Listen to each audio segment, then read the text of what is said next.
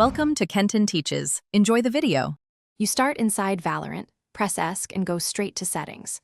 Once there, choose the gear icon labeled General. That's where core UI and mode toggles live. You want to avoid wandering. Focus only on the general pane. Make sure you're in the live client, not a training match overlay.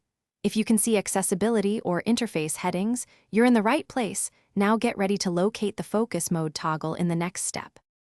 Once in General, scroll to Accessibility or Interface and locate Focus Mode. It's usually a single toggle. Flip it to Off and watch the UI behavior update. This stops the restricted HUD and notification filtering. Make sure to click Apply or Confirm if that button appears, because some changes require confirmation.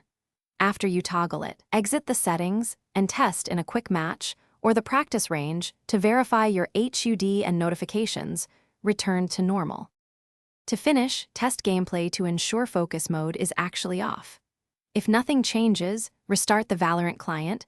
A quick relaunch often applies UI toggles.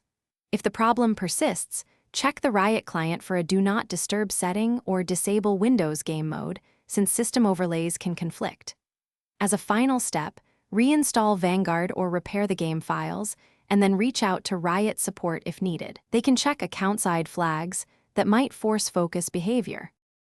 Thanks for watching. Please subscribe if this video was helpful.